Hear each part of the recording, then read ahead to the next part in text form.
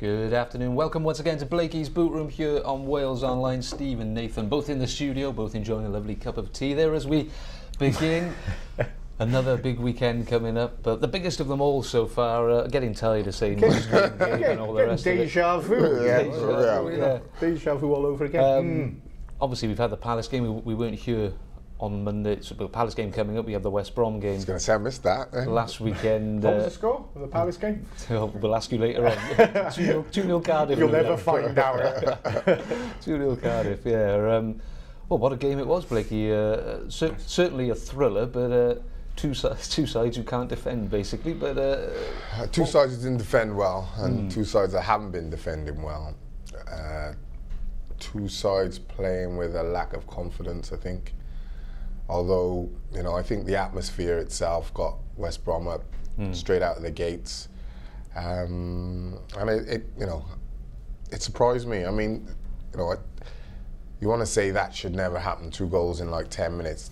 Sometimes it's going to happen, but I think under the circumstances, the system we were playing, I thought both goals could have been avoided quite comfortably. Actually, I think part of the problem was, we seemed to be in position, but we didn't press the ball, we didn't go and tackle, we didn't go and put pressure on the ball at all. And I think in both occasions we've kind of, you know, let it happen rather than, you would say, you know, don't get me wrong, the first strike, I believe he meant it. Tuck slightly disagrees, but I don't know, but the shape of the boys, the shape of the boy's head after he hit it, he didn't look for a cross, he looked straight at the goal, and he thought, I've executed that, and walked off quite cool, quite calm. So I felt he meant it, but still I thought him on his own with 2 or 3 Cardiff players around him shouldn't have happened. There was 1 or 2 things happened prior to that shouldn't have happened, and then the second goal, straight ball, you know, simple pull off your defender, knock down into the space, third man running Dorrans. I mean, with a back 5, with the sitting midfielder in front.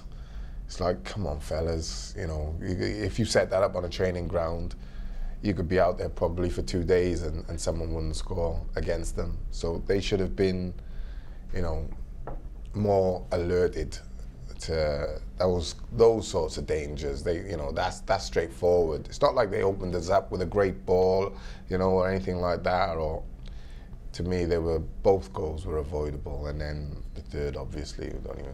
The third was almost like the most disappointing, because that second half, Cardiff had absolutely dominated. I think that was like the first effort West Brom had actually had on goal. So that was really disappointing. Once Cardiff had equalised, they looked like the only side that were going to go on and win it. So because there's pressure switches, then, you know, the whole thing turns on its head. Oh, people go, oh yeah, we had 25,000 and blah blah blah blah. So you're 2-0 up and expected to win, and all of a sudden, that polar opposite goal. The second half, that much goal. You could actually see when Much got that one back, because Cardiff had offered, as Blakey said, they'd had this terrible start, Cardiff, where it looked like every ball in the box was going to lead to a goal, basically, because they were so shaky. I mean, fair play. I mean, the home fans. The atmosphere was really intense, and they got.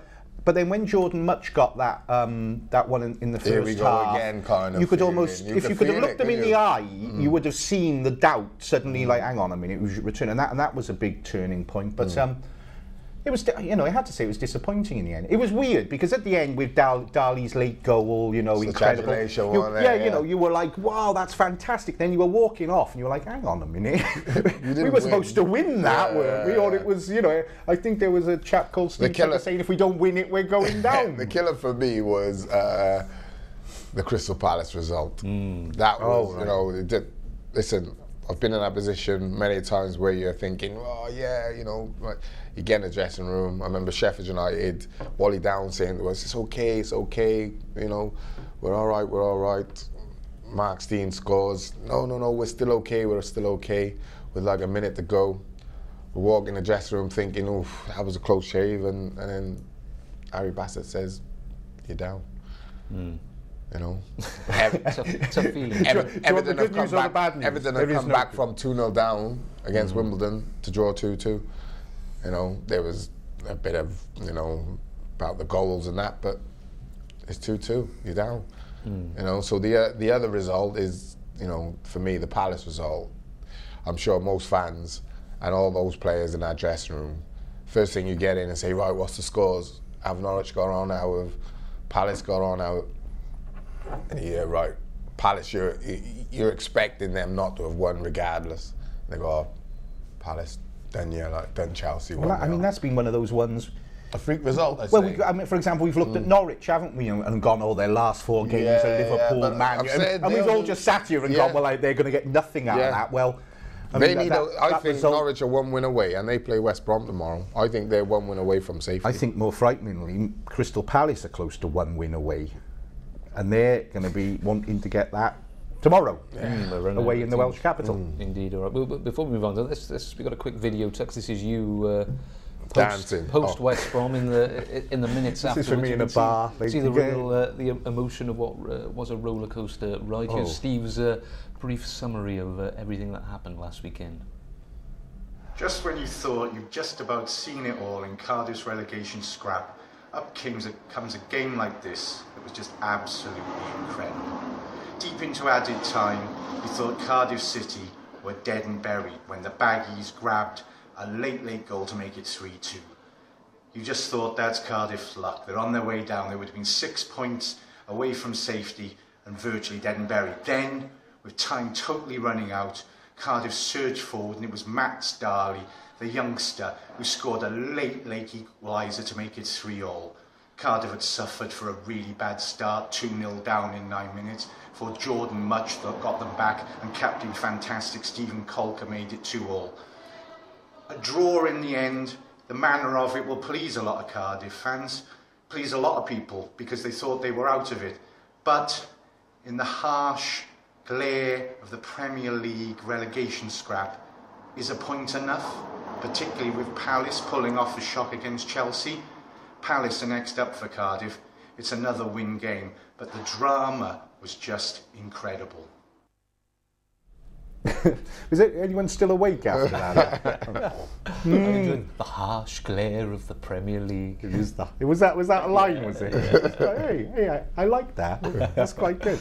I mean, when that West Brom, the third one, went in, were you head in hands? This is all over. Well, I don't think you could be any other way. There was I think there was 4 minutes added on or something. That was like. I mean, in terms of Cardiff's survival bid. Oh, I think so. Well, I spoke to David Marshall afterwards, and he said if we'd lost that, I think the players were feeling that if we'd lost that, I was looking at the table, you get that updated live table, and I think at that point, when's that goal? And they were like 6 points from safety. Well, it was unfathomable. So yeah, no, I think that would really have been the end of it. But as I say, okay, they had that bit of good fortune at the end for a change. Solskjaer today was saying maybe, is that a turning point? Is that as the spark they need? That late equaliser when everything seemed totally lost. So hey, you can't keep. I just. I don't. Be on the beach in July. I know. Ollie has to remain positive, upbeat, and find every positive. And I appreciate and I respect him for that, because if I was a manager, I doubt I'd be out there saying exactly what I actually deep down felt. You wouldn't last very long as a manager if you went around. No, you wouldn't. But I think from our point of view, because we're not involved in the club, I think it's going to be highly unlikely unless we win against Palace, not draw. Unless we win against Palace, I think it's going to be highly unlikely, because I expect Palace to get at least 1 more win, if not 4 points. Yeah, which should take them on to 35, 36. and then West Brom were on 29. If the worst case scenario for us, if West Brom beat Norwich, we lose. That's our worst case scenario. Then they are 6 points. They're 6 points ahead, 6 games to go, and you can pretty much say. I don't know. For a long time, it's felt a bit like, I don't know how many weeks you sat here saying, now there's got to be the win, this needs to be the win. And well, remember we were saying it 14, when we had 14 and 15 games only to go. 14 and I was saying sooner or later you get down to 10 and then all of a sudden you're down to 5 and then you run out of time. And where are we? They're on the verge of running out of time. I think we can we all agree if they don't beat Palace, they're going to go down. Well, hang on, that's what you were just saying, effectively. Now I've said it in plain language. You look a bit. Oh, listen, you're one of those mathematically over guys. I am. Okay, fair enough. Yeah. Because of results like Crystal Palace, Chelsea, freaky things can happen. But but the chances are it's highly unlikely. It would look incredibly bleak. Okay, a few comments then. Blue Jay saying the defining moment of our Premiership survival is almost upon us. That'll be tomorrow, 3 p.m. Delboy182 saying we're lacking formation. There's players floating around the pitch, leaving lots of gaps. Another one, Bluebird John, simply saying we are too poor defensively to stay up. Ivor saying should have beaten West Brom. No hope now. Defending poor. I always say can't get up. The sort of question we posed. They're saying what we are saying. The question we posed to people today is, what is Solskjaer's best team, best tactics? It's one we've been posing for a while. That's a question he's been posing quite a lot. Well, but as a result, I mean, we had this situation. What did you make of the West Brom team selection? I mean, you can praise him for changing it. But at the end of the day, I read your column on this, and you were a little bit critical. He's got team selection and tactics fundamentally wrong from the start. I think so. I don't go along with this notion that that's brave. I go along with the notion that I've made a mistake in my selection from the beginning. So there was a situation where when he's brought up Fabio, he should have, but I think it would have highlighted it that it showed you made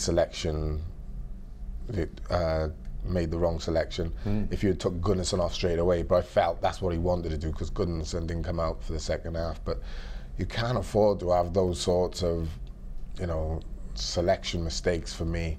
Listen, every player who's on that coach is going to know. If you haven't played at West Brom, just watch a bit of YouTube or whatever and see when they get the boing boing going, the atmosphere there. It's incredible. It is really a great atmosphere at that club when it's on fire. So you're going to be going there and it's going to be the Lions Den. And they're one of the few clubs who have survived from an almost impossible situation. I think they're the only club that survived from on I think 31 or 32 points, something like that. That was when Ernie was there. Yeah. So they'll have a belief that they can do it no matter what. And I felt that Cardiff went there almost like we're in the right position because we're in defence. Because we're defensively set up, that's fine. But it's not fine. I found it very similar to the Manchester United Manchester City game, where Man City kicked off the week before, and no Man United player went to the ball. They all just sat in their positions, and within 45 seconds, the ball was in the net. And I'm like, it's no good just being sat in a position. You got to put pressure on the ball. If there's no pressure on the ball, it's difficult then to point a finger at defenders and what have you, because those midfielders or those attackers have got to press the ball for your defenders to be able to squeeze the game. But if you look at the second goal, it's come from one long ball into the box, kind of one simple layoff and third man running. They're easily avoidable. Like I said, you get on a training pitch, you could be out there for 2 days. I guarantee you wouldn't score, or you wouldn't score many. It's just amazing that the difference, because it's virtually this. I mean, the one thing that was interesting was the only player that Solskjaer himself had signed that started that game was Fabio. Yeah. So we're talking the same personnel. All right, maybe set up in a different way, but under Mackay, if you can cast your mind back to this, was so difficult to break down. Sure, it was boring, but you know they were regimented and they were firm. It's so weird under like the new manager now that they look so vulnerable at the back. It's a complete transformation. It's hard to put your finger on why it's actually happening. No, our colleague Chris Wathen, and I know apparently Gary Neville was saying something similar on the TV the other night about playing 3 at the back or 5 at the back. Playing that system, changing to that system takes months. Neville was saying. Yeah, it's funny. It's like if you're a right back and someone says to you play as right wing back, you think yourself as a fan, someone outside the game, oh yeah, that is literally push on a bit. Yeah, there you go. Yeah, just 10 yards in run further forward. But you'd be surprised how panicked players get about playing outside of their comfort zone, outside of their position, and it does take time. You know, it's not something that it is something you've got to spend hours and hours and hours on. But for me, to go from like a back 3 to a back 5 to a back 4, I don't know how many times in the space of 10 games, and I've done it 3 or 4 times. How are you going to get any continuity? And you're using different personnel. It's almost like, you know, you couldn't shoot yourself in the foot anymore if you tried, really. It's almost pioneering. You know, you've not seen the like of it much before. Well, I wouldn't call it pioneering, but it's not because working. It's not working. No, exactly. But, you know, it can be. You know, it's kind of like an example what not to do. Well, exactly. That's not what to do. It can be pioneering, but it's pioneering and not working. Yeah. Which hence is why not many people are doing it, because obviously it's being seen that it isn't working. Well, it's not that many people are not doing it because it's seen as it isn't working. 9 out of 10 people know that you just can't do that. If I'm going to play a back 4, and my team has been a 4-4-2 for the last 3, 4, 5 years at this club, that's what we've played. If I come in tomorrow and go, listen fellas, we're going to go to a 3-5-2. Okay, great, well, but it's good. I would have to work. That's exactly what happened. I would have to work for probably 6 to 8 weeks before I see the fruits of that labour. They did it in a week. When did they? What, I'm just Newcastle. Did they do it up there when he first came in? There was a surprise, wasn't there? Everyone saw the team sheet. What was it? It was the first game that they played this 5 or 3 at the back that you wanted to see. And I think after that, I interviewed Ben Turner, and he said, and he really, as you said, he said effectively they came in on the Monday morning before that game, and literally Solskjaer went, right, this is what we're doing. Yeah. And Ben Turner, I mean, he wasn't being critical, but he actually let slip and said something, well, you know, yes, it was difficult. Most of us had never played in a 5 because before. Is it a 5 defensive 5, or is it 3 with a 2 advanced? Because I've seen us play 3 with a 2 advanced, which I would call 3 at the back, and I've seen us play with a back 5. So you really and truly, that's different again. A back 3 is different to a back 5. And we played a back 4. Do you understand me? It's not like we're going from a 5 to a 4. We're going from 5 to 4 to 3, then back to 5, then to 4. And sometimes we've done 3 to 5 or 4 to 5 in the game. And not to forget as well, even when it's back to a 4 often, the centre-half partnership is a different one. It's either Calla in there or Turner's in there, Colker's.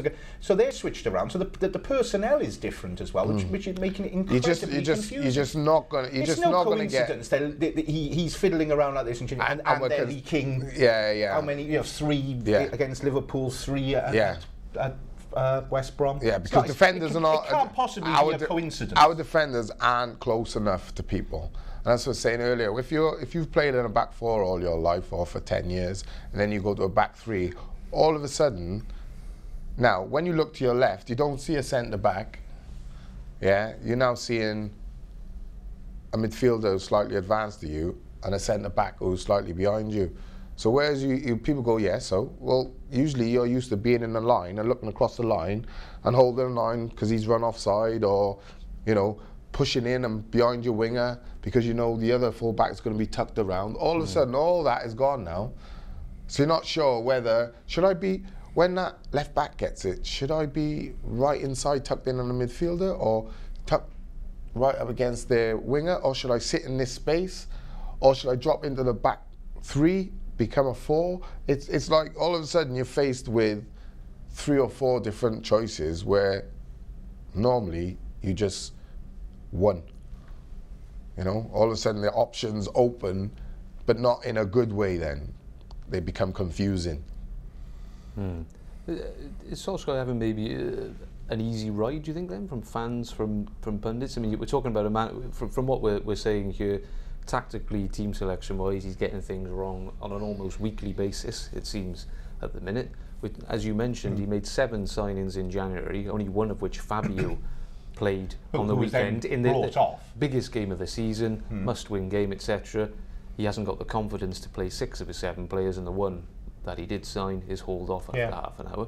I mean, these are fundamental errors, aren't they? I think the thing with Solskjaer is that he's not in a honeymoon period, but I think a lot of people just work more thinking, can we stay up? Well, no matter how we do it. Yeah, and it was all. The scrutiny will come after. It was always going to be difficult, you know, and all that. And again, the manner in which he came in after all the falling out with Malky Mackay, there was a kind of relief that was maybe behind them, and this new guy was brought in. But yeah, there's still plenty of question marks. I mean, the important. Sorry, go on. No, I mean, look, there's a good chance they're going to go down, as we said, particularly if they go into tomorrow.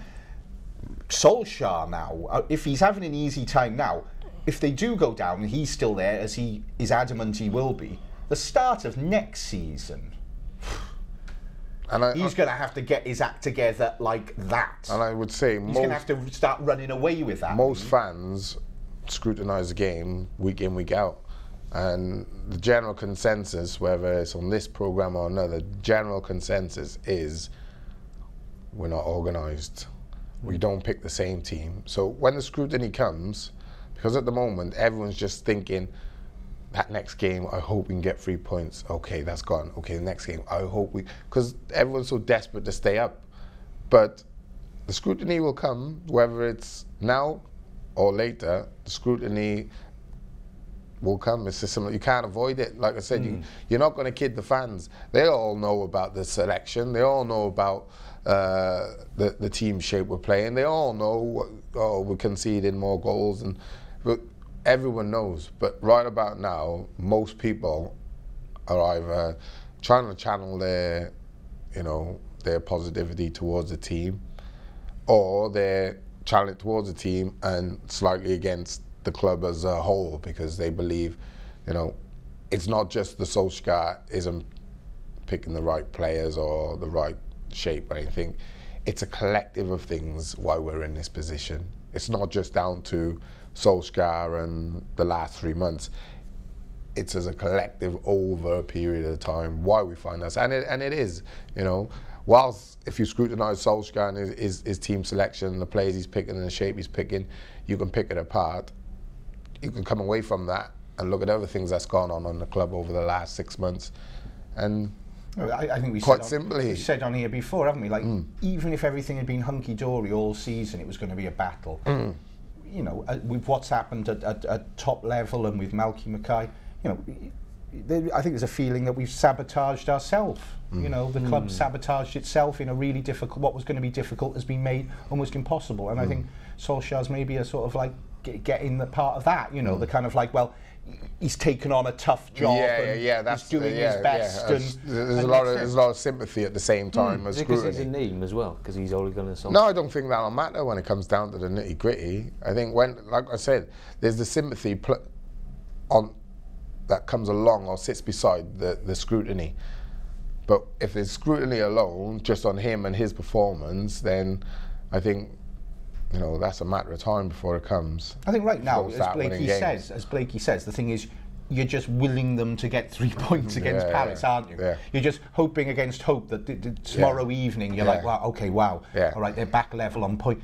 This can happen. Because right now is not the time to be going, this went wrong, that went wrong. Yeah. Get rid of him. Right now is the time when you scrap. If you did, it wouldn't make a blind bit of difference, and you've seen that with Fulham. I can tell by JD's face he's ready to line up. He's going to throw a grenade in. He's just taking the pill out. He just I'm not answering it. If he puts a load, I'm not answering it. I will. Go on, JD. Go on. I just wonder what you'd be saying.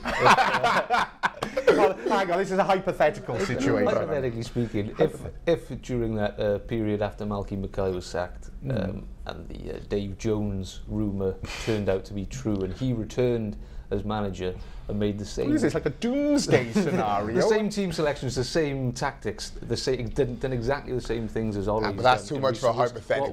What would you No, but that's too much a hypothetical. I'd have been calling for him to go before the first game. Okay, this guy's got to go, man. I could give you the answer if I honestly felt that Dave Jones and Ole's, their selection process was kind of like the same sort of thing, but I don't think it would be, to be honest with you. So. No, we don't. That's a hypothetical. And you know how much history there is between my good friend here and my old manager. I also know you're impartial professional pundits. So is that right? Hey, when did that happen? No, when it comes to Tuxton Day, there's a bit of history there. So. We'd have had, like, at least we've had Steve McPhail back in midfield. Let's look on the bright side of things. Hey, Doel. Too hypothetical. I can't get my head around. Well dodged. Glasgow Bluebirds just saying Ole is a manager looking for a formation and utilising different formations badly. The way it looked, Ole's style needs 18 months to bed in, not a matter of weeks or months. A footballing board would have known this. Tan's board haven't got a clue, he says. Alex saying you can't get organised when the defence is constantly being changed, be it in terms of numbers or correct. At the back. Somebody else saying, Blue Jay saying, obviously you have to change your formation depending on who the opposition are. It's called modern football. No, Blue Jay. Not that no, much, Blue though, Jay. What are you talking about? So, Blue Jay, let me ask you a question. If he's listening, tell him to come back to us, please. So, if you're Liverpool right now and you're playing against Man United, do you change your formation? Or if you're Man City and you're playing against Liverpool, do you change your formation? No, that's like I said last week, that's kind of closing the door after the horse was bolted. The idea of football is you go 11v11 and you expect your boys to be better drilled, better skilled than the opposition. And you expect the opposition to change their tactics to combat you.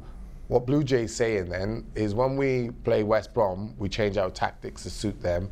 When we play Man City, we change our tactics to suit them.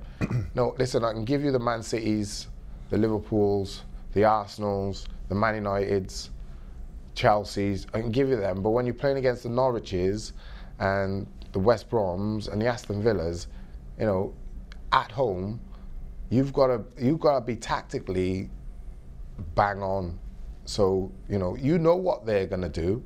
You know what positions they're going to play. Okay, if they go from a back four to a back three, the only thing you might do is shift someone into midfield to combat and make sure you're 3v3. Yeah. But you would do that knowing that you've got the momentum in the game. You don't just do it. Yeah. Do you know what I mean? You would do it knowing we're on top and we can afford to do it, or we're getting battered right now and we do exactly. it. Exactly. You get an overrunning midfield. Yeah, five-man midfield. You might do it then. But not every game. But not every game you don't. And during the game, switching it around. You know, I always say in football, you have a plan A, a plan B, and you tend to have a decent plan C as well, yeah? But you have 1-2 systems that you can play very, very well.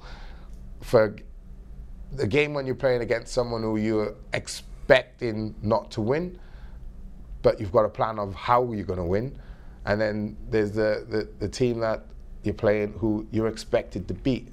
Now, you don't change what you practice week in, week out against lower opposition. You expect them to change. Coming to your ground, your backyard, you expect them to change. Or you're going to their backyard, the way you play and the way you set up, you're expecting to be on top of them and for them to change.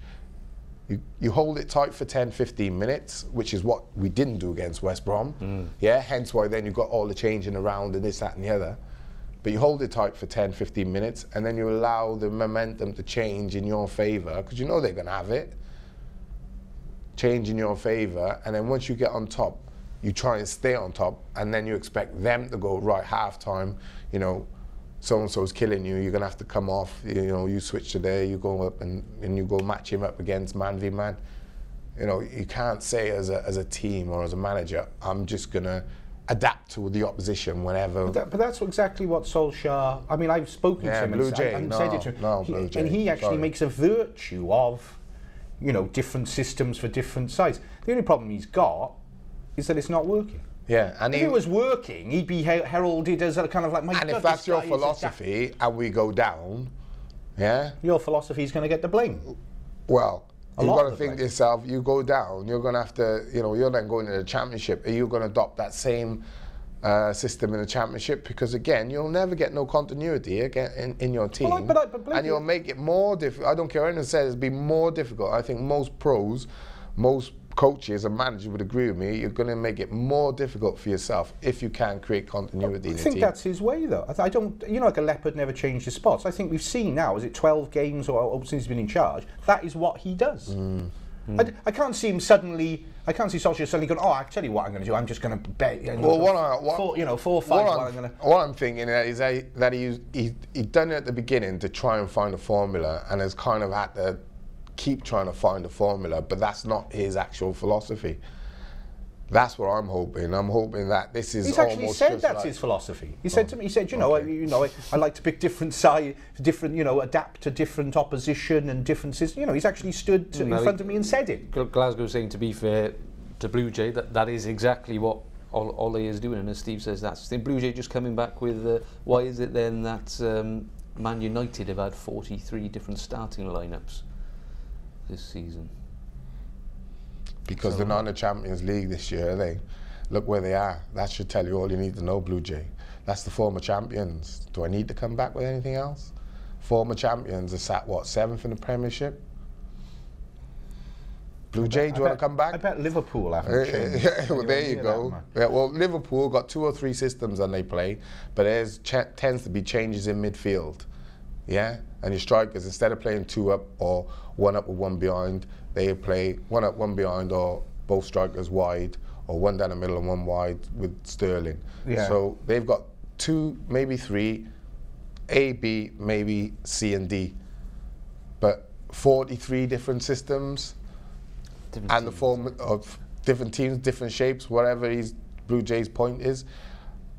If that's your point, then that answers itself really and truly, Blue Jay. Has he gone? I hope he hasn't gone through all those. Just because you said that. Well, no, that's what I'm saying. He's almost answering his own question. He's almost answering his own question. Why is Man United played 43 different players or systems or whatever he's trying to say? And I say, well, look where they are. That's what happens when you do. All about opinions, as they say, which is always good to have. I like it, Blue Jay. Indeed. A response to all that, then, well, in response to that, then what is City's best lineup formation, disregarding we don't know anymore. The opposition? We don't know anymore. There's been too many. Don't ask me. What is I would have liked to have seen him have a solid, just like a 4, I think. At the back? Yeah, like I don't think you need more than 4 at the back. I think once basically, when you stick a 5 in a line at the back, you're saying, like, we're not very good defensively. Basically. It's an admission of, we're not great defensively. We're going to park the bus on the 18-yard box. Simple as that. I would have liked to But then you go from that to then a 3, which means you have to be technically and tactically very, very switched on to playing a 3. Because all of a sudden, like I said, it's 3 centre-backs. Not 2 centre-backs and 2 full-backs. 3 centre-backs who are all now, instead of marking a man and knowing I've got my left-back outside me, you now got mark a man or maybe not mark a man, and that big spacing where there's usually a left-back is now open. So I need to cover that. But what happens with the runner inside me? What happens? Too many confusing, conflicting things going on for I think one defenders. One of the centre backs are like that as well. One of the things you've got to. I should know. I was 1 for a year. One of the things you've got to say. I think he's been a bit guilty of trying to fix something that wasn't broken. He inherited from I'm not sure I agree with that. We were Malky. struggling at the point of when he came in. We weren't like on a great run in the mountain. No, but defensively, what was the one thing? Goals would have been the problem. People, if when Malky, let's not forget for a start, we had that whole period of transition where they were slightly in turmoil, despite the front of "I'm fine," Malky saying "I'm fine." Yeah, that went on for a while. That was dragged on for a long time. So there was that element. But at that point in time, if you look back then, if you said to somebody, "Come in and fix what's going wrong." Not many would have come and said, right, what we need to do is alter the defence. People would have come and said, God, we need to be more creative, we need goals. That was one of the reasons Solskjaer was brought in. It was to bring more forward momentum. I think he was a bit, and I think he realised that himself. If you look at his January signings... he was all forward. Fabio, I mean, crikey, people call him a defender, but he's got to be the most offensively minded defender. They were all brought in there. I think he fiddled too much with the back. He should have just kept... What was the back four Malky always went with, really? Was it, what was it? It would have been... Oh, Turner, of course, we got Callor in as well. But Turner, Coker, Taylor, was it? Or Declan, if he... Or Declan, and Theophile, rather. I think there was no reason to go in and start ripping that up. No, I'd agree with that. I think he could have just got there. And then what he brought in then... If, for example, if he'd wanted to take Turner... He brought Callor in. He's obviously a big fan. Fine. Like for like. Done. There was no need to go ripping it all up. If he could have then added offensive threat, which recently he seems to have done, but that would have been fine. I think what he's done at the back was a step too far. It was literally fixing something that wasn't broken. I'm not saying the back line was perfect. Crikey, they shipped those goals against Southampton around that time. They looked vulnerable against Sunderland. But for long periods under Mackay, they at least looked solid at the back. And under Solskjaer, that's not the case. That's it. No, that's him off. John's looking at him. He's looking at you like he's going to come back with something very interesting. No. I remember when Solskjaer first started his first press conference. He says, "We're a good team. We look good. The shape is good. I don't intend to change the shape of the team. Well, I just want to give them a little bit more freedom." Was a rough quote to give. Give him a bit too much freedom to all go AWOL. I think he was guilty of fiddling just a step too far. If he could have made them offensively a more attacking unit whilst keeping that solidity that they had at the back, that would have served them well. Now, I mean, the goals they're conceding now just shows there's something drastically wrong with that defence. It is, because you've still got Medal sitting in front of the back four, or back three, or back five. Glasgow just saying he agrees with your sort of responses to Blue Jay, I think, in terms of you can't be chopping and changing, but he asks why is Premiership manager doing it to our team then and not getting criticised more, which is what we touched upon earlier on. But it's not going unnoticed, is it? So I was just saying, Ole has come in at an awkward time. He's left a good squad, but needs time to look at the players, etc.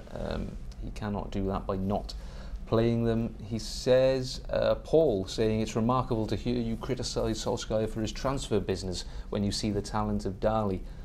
He's done well considering the fact he was left with crumbs to spend on transfers following last summer's spending spree. Are you saying because who did that come from? Sorry, Paul. So basically, Paul is saying that he feels confident in the signings. I think he might be trying to make the point that this thing that Mackay was overspent because of the money Mackay spent without bringing in could only bring in players of a certain standard. And Paul, you might be convinced by Dali. I don't think he's not a good footballer.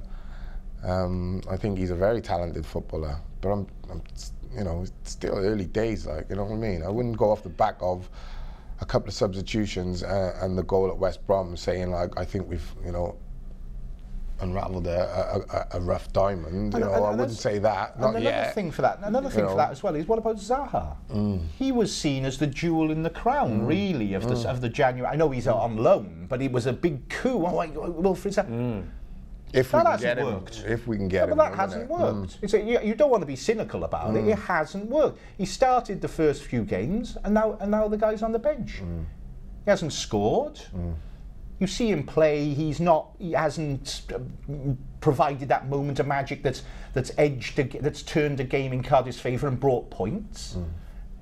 You know, so if you want to look at his first game, I think. Well, he did. Remember, that was the first game he came on for Whittingham. Do you remember? There was all that controversy. Yes, and okay.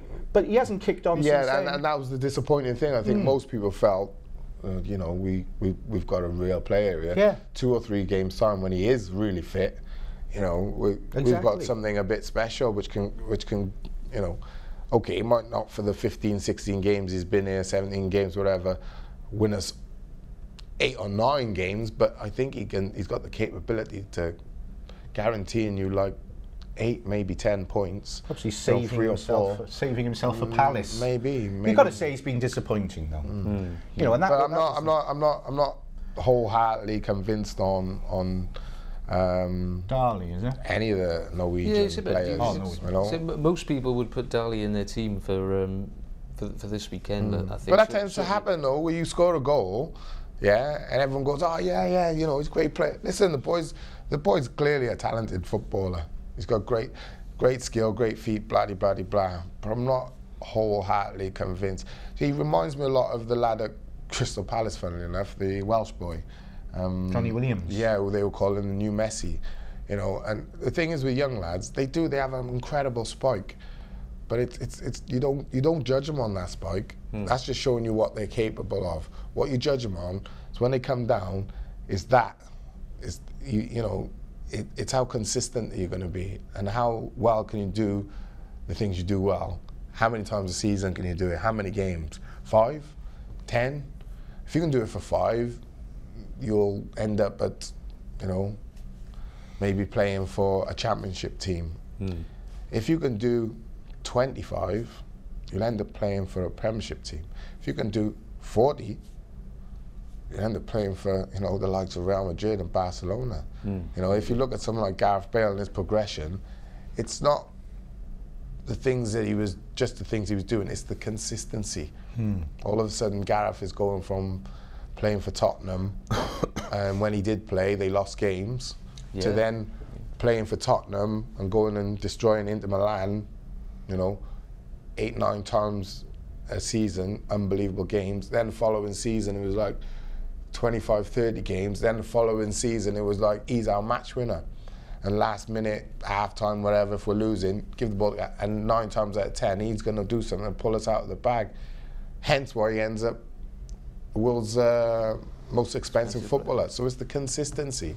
So my point is, people don't get overzealous. I'm not trying to dampen it down. I'm just saying, it's not about 4 or 5 games. It's, you know, over longevity. I love the kid to. It's about 4 or 5 games now. Yeah. I love the kid to come next season, whether we're a championship or premiership, and have a real good season, and really big him up and brag about him.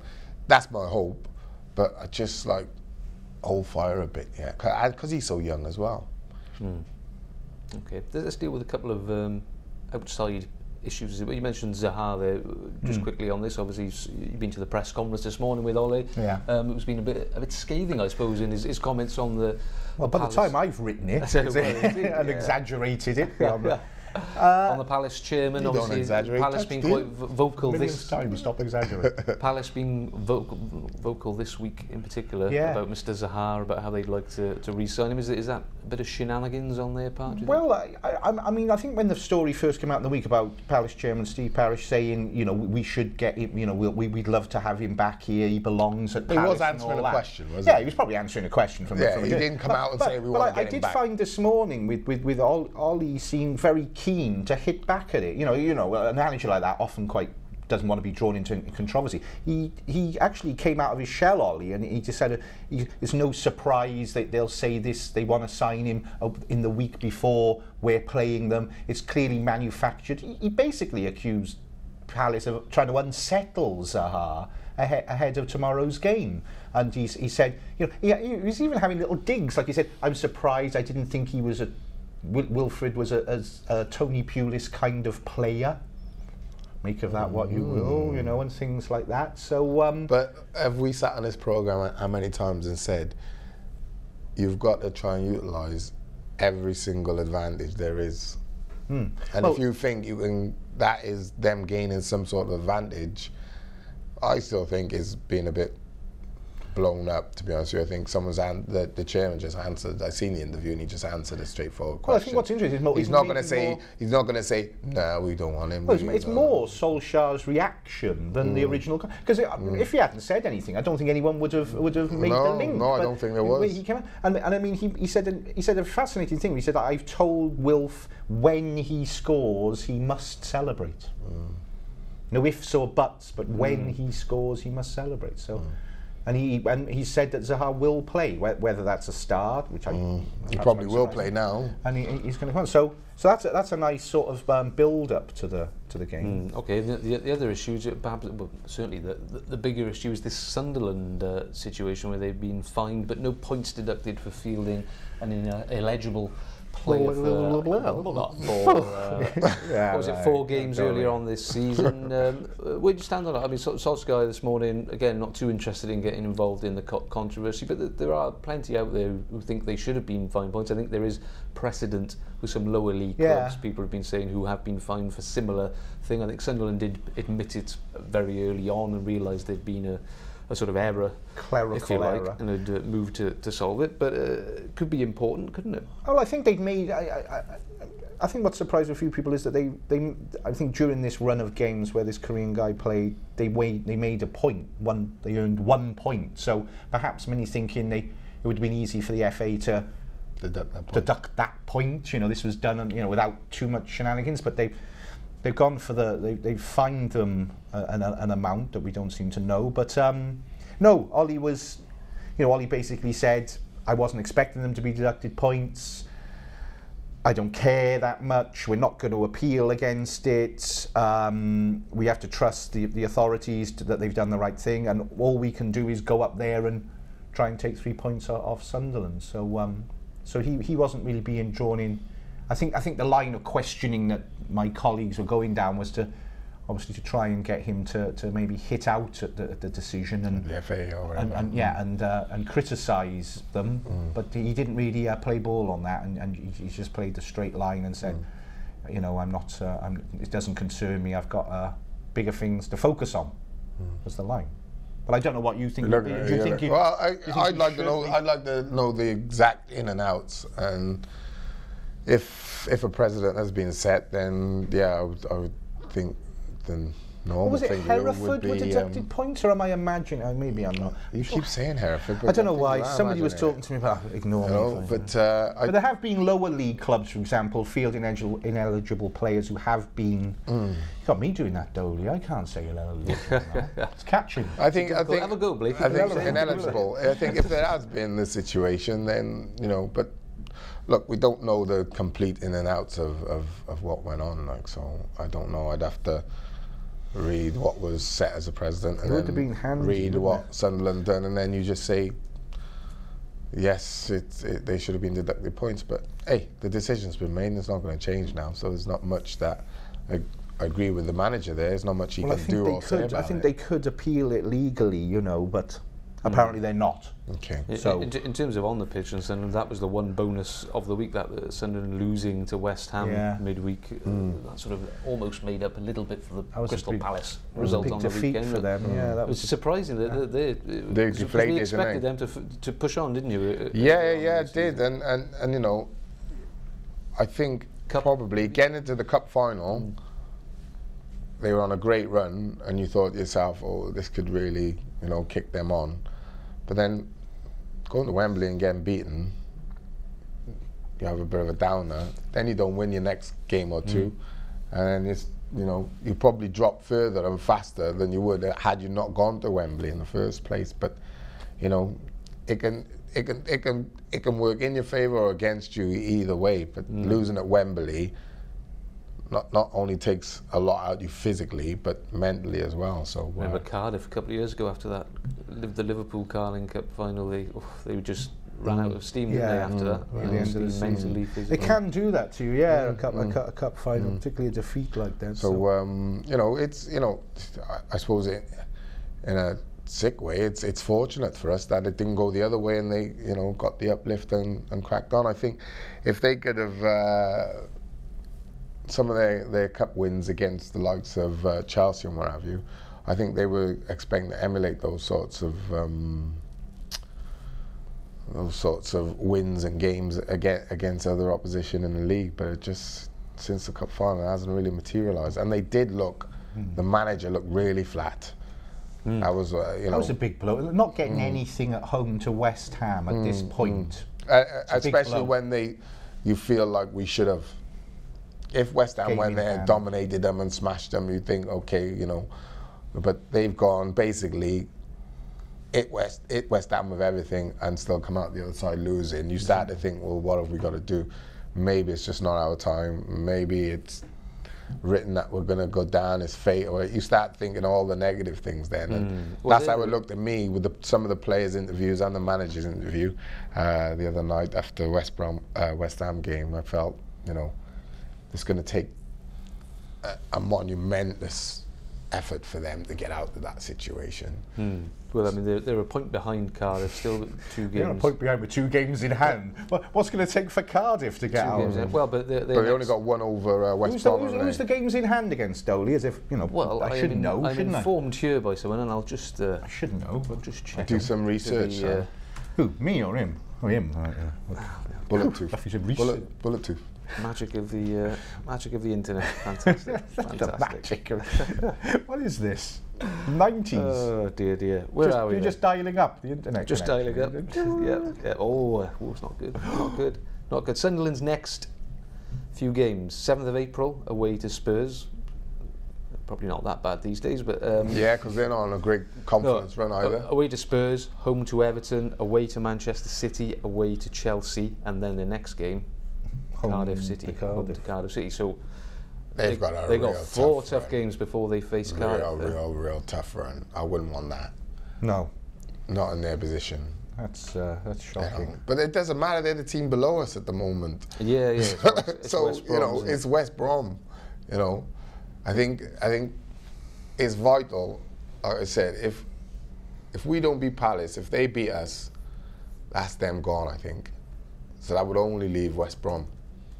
And if West Brom beat Norwich, what do we want from West Brom Norwich then? What's that? Is that Norwich? I get confused nowadays. Is that like a Norwich? We want a postponement and them to give us 3 points. You want somebody to field an eligible player? One of them players, yeah. One of those players who's not supposed to be playing, right? Yeah. Okay. I don't know what you go for there. No, I don't think it you know. Norwich have got that really difficult end, haven't they? So you wouldn't mind them. Draw? Yeah, but they got a couple of games at home. They're decent Cardiff at need home. to start winning games and having teams above them losing, don't they? I think what Cardiff need to do is, regardless of what happens around them, regardless of what Sunderland, West Brom, Norwich, any of them do, it doesn't matter if Cardiff don't win. It's immaterial.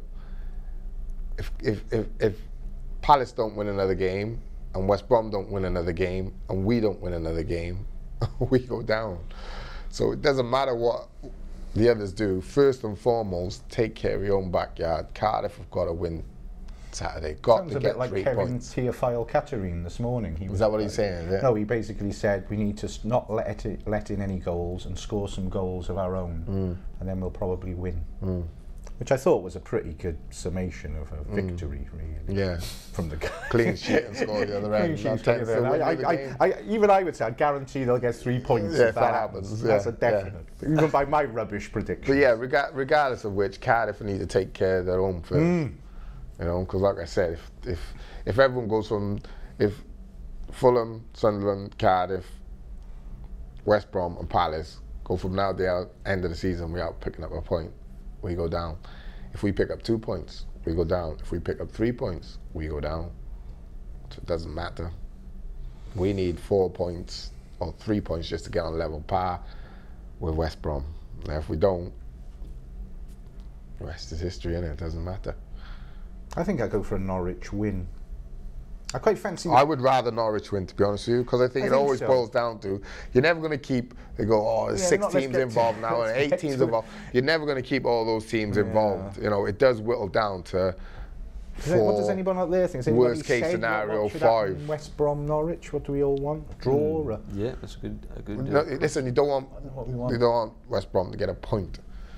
So I would go for Norwich. I'd rather see Norwich go and then have a battle of nerves between us and West Brom between now and the end of the season. Because imagine this, If we beat Palace, yeah, that's them staying on 31 points. Yeah, we go to 29, level with West Brom. We've lost to, say, Norwich. Norwich are gone. So you still got Palace and West Brom in your sights. And you level with West Brom. That's a whole different dynamic now. You go to the Hawthorns, don't matter how the atmosphere is, after 5 minutes, if they're not winning, their fans are going to start getting very, very nervous. The players are going to be nervous. You know, it's okay when you got that breathing space and that gap, knowing that until Cardiff win, you're okay. Until Cardiff win, you're okay. And then if Cardiff win and it's only the goal difference now that's keeping you above them, like I said, the whole dynamics, the whole side gear changes. So for me, what's the West Brom running? Or have I just asked that and forgotten? No, you haven't. Oh right, I was going to say, I suddenly had this horrible thought. You just read it out to me. They're away to Norwich this weekend. Yeah. Then they are at home to Tottenham. Then they are away to Manchester City. Then they are at home to West Ham, away to Arsenal, away to Sunderland, and then home to Stoke on the final day of the season. So they got not a bad... It's not outrageous, is it? No, it's not bad. They've got probably a decent start, a hard end, and an easy, hard middle and easy ending. I mean, easy is the wrong word to use, but you catch my drift. You know, but out of all the teams down there, if you reviewed them, ours is the best running by far. Oh yeah, I mean that's by far. But that, Cardiff, you know, that can. But but Palace beating Chelsea. Yeah, general theme of Glasgow. It's between City, West Brom, and Sunderland for the final two places. So Norwich. Yeah, that sort of makes sense, doesn't it? I think we decided on that in a way.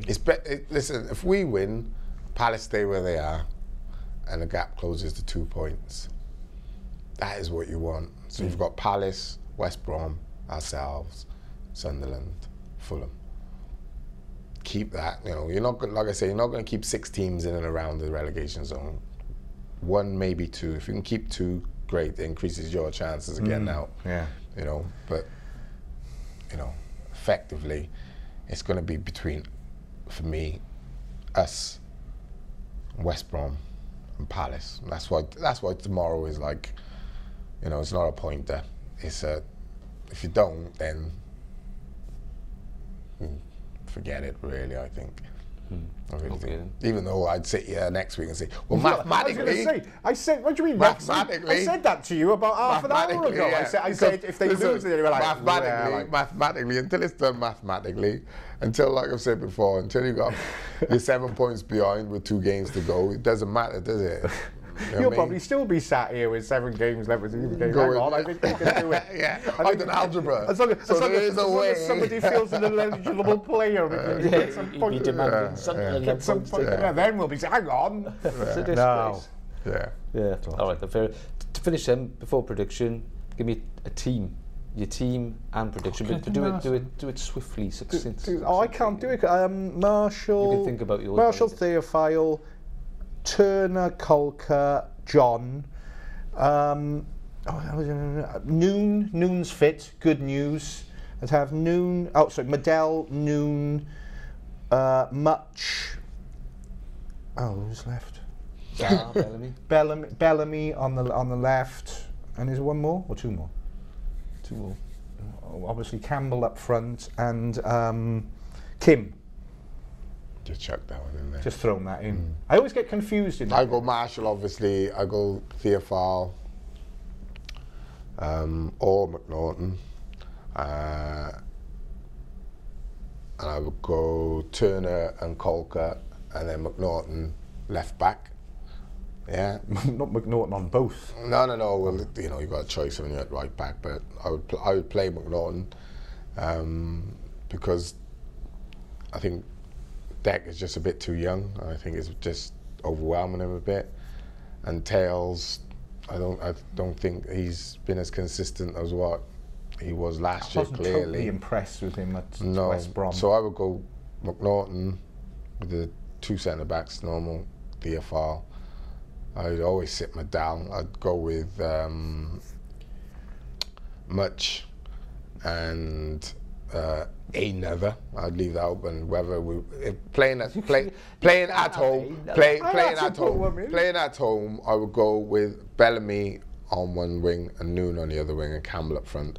And that another would either be a defensive midfielder or an attacking midfielder. So you've got a choice of someone like Gunnarsson or Whittingham or Kim or Kimbo Kyung. You've kind of like got an option. Nobody gone for Dali, the hero. Because one goal don't, one swallow don't make a sermon. Is that what they say? Every time he's come on, he's looked Cardiff's best player. No, but I disagree. I've watched the games every time. But it's not every time. I guarantee you, right? If I sat and we watched and analysed, right, it's come on and done okay. You name me 2 other occasions he's come on and created a goal or scored a goal. Well, I mean, he has been coming off the bench. I mean, the problem is, I find him a little bit, we were talking about him earlier, like Zaha in a similar vein. Rough diamonds, almost. You know, like, they pack with skill, but they're not giving the punch that's needed from him. I think Dali, at the moment, is a good impact player off the bench, as he proved last week. Good impact. And Zaha's the same at the moment. I mean, to be fair, he came on against West Brom. He might have had a penalty. He's done better coming on than he has started. Less honest, you know. He was sort of like tottering around in the box. So no, at this point, Dali up to off the bench really. All right then. And predictions?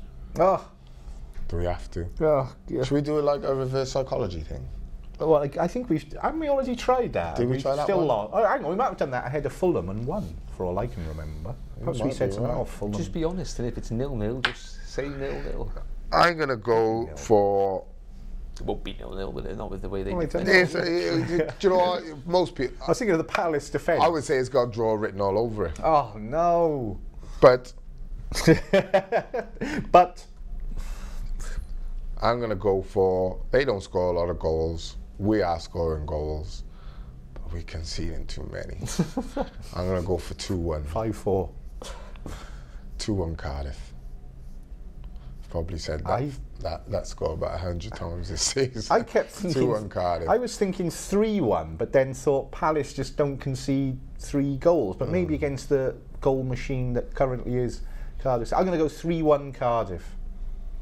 I was thinking of 2-1. I'll go 3-1 Cardiff. That Palace to have an off day at the back a bit and a bit stretched. And they're going to be well organised. It's going to be a tough game. Look. That's the thing that worries me. A desperate Chelsea side who've got the title in front of their, like, they couldn't break them down. Yeah. And that shows how well they're well drilled and they're solid. They're powerful as well. They got pace in their team. They got that big lad from I think sits in front of the back 4, Janezek or something like that. You know, they're just well drilled, and Tony Pulis, that's what he'll do, is just he'll have them drilled. It's mad saying that. You know, you'll never say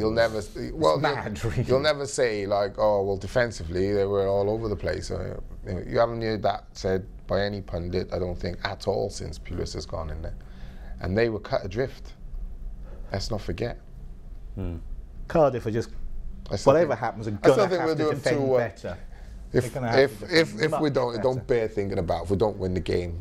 So if they lose this, are they? Right. Well, mathematically, can't face any more maths. The Blakey School of Mathematics. A very, very quick fire poll on would you start Mr. Dali on Saturday? Yes. 70%. Yes, 73%. Yeah, I was going to say no, 27%. 27%. That's what goal does for you, see? Indeed. A few other things. Carl say no. They should bring Dali and Zaha and Jones off the bench. See, I'd agree with that. Like the sound of that. That's what we said. Okay, yeah. Sam saying start with Whittingham and Much in midfield. Bring Dali on for Whittingham later on when he's fresh. You like the sound of that as well. 1-0 to Cardiff, says Cardiff end ball. Joe Ledley own goal. I haven't really touched on Joe's return. Yeah, I mean, I can't believe we didn't even speak about it. Of Cameron as well. Cameron Jerome. Looks like he's going to start. The old boy's coming back. Plenty of team selections in there. A few different choices. All, I think, going for sort of 4-5-1s or variations of 2-1 to Cardiff, says Sam. Campbell gamble on much. The scorers. Nuninho will score tomorrow. You think Nuninho will score? Okay. I thought Campbell are much like the only people allowed to score for Cardiff nowadays. That's about it. You know, they have to be involved somewhere. And finally, Blue Jay says Cardiff 2, Palace 1. Finally, me and Blakey agree on something. Go on, Blue Jay. I love you long time. There we go. It's just all friends in the end. Maybe we should get Blue Jay on. Maybe we should get a fan on. Invite a fan on. That'd be good, wouldn't it? Yeah, absolutely. You know, invite the fan on for... Do we have to pay them or what? Are they paying, are they? Oh, they can pay us. Invite a fan on. Get a T-shirt. Yeah. Get a T-shirt. I'm sure a few will be after. All right. If you've done some work outside this and like got a competition together or something, there is a T-shirt ready to go. But hey, he's been saying I can't face another competition. It's like it's such a fuss, a T-shirt competition. He has to post it and. Oh my gosh. I did well. At the moment, I think it's just me, you, and Alex, and wasn't there another guy? There's Am I imagining now? Yeah, there was another. He probably hasn't had it yet, though. So it's in the post. Well, it sent it all the way to Belfast. Oh, into Belfast. Yeah, it did. That's Yes. right. Oh, there's a guy. Indeed. Oh, that's cool. Indeed. All right then, fair enough. Well, yeah, that's a good idea. We'll come up with another quiz question, and the winner can come in on the Give show. us a few weeks to come up with a question. Give us a few weeks, yeah. Come up for a good one. A nice witty one to finish. The donkey must win, which rings a bell. It's out there. One somebody day, called the donkey must win. Words of wisdom. Every donkey has its day. Every donkey has its day, mate. Yeah. It's true. You look at it. I tell you, look at the Grand National. And some of the winners have won that over the years. No donkeys won it though. Well, 33 to 1. Was there?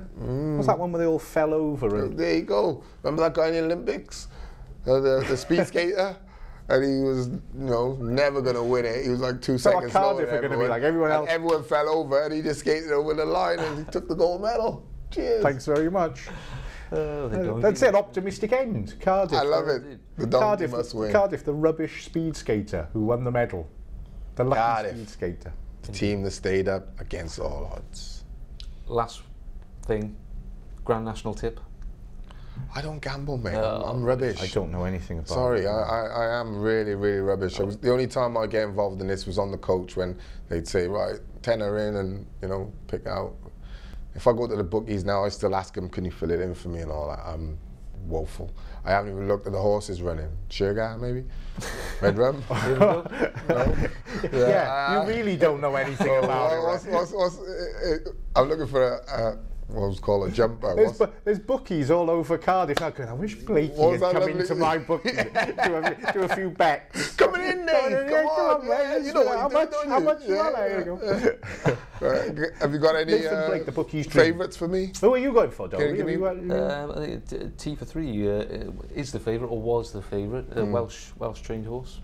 Never really? wins. Favourite never wins unless it's like I don't think it will be the favourite come tomorrow. Not know you got it. Ooh, Mombay. Montbeg Dude. Okay, you like a gamble then, like a flipper? No, I've just been doing involved in a bit of work on it. Because for all your research. top Grand National coverage, you could Media Wales. Okay.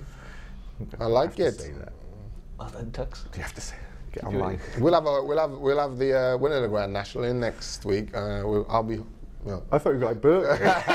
Oh, that's sick. Don't do that. Starving. Yeah. Okay, there we go. Just offended all our animal lovers, man. Indeed, right. And you got those 2 little dogs you got. I love my How'd dogs. you like if I said I was in a sausage roll and we had I wasn't saying it. I was just making a satirical point on stories in the news several months Thank ago. you for joining us as always. Sorry, we've run on a bit today. I can see Andrew behind the camera there. You're desperate for his Leaving, lunch putting his coat on. As always, we will be blogging live from the Cardiff game, 3 p.m. tomorrow, and we'll be back next week on Monday for a full debrief, unless somebody tells me any different. Our apologies for not being here this Monday, but at least you now get 2 Blakey's boot rooms in 4 days. And Yes. that can't be bad, can it? Yeah, Thank you once again, and we'll see you next week. Good.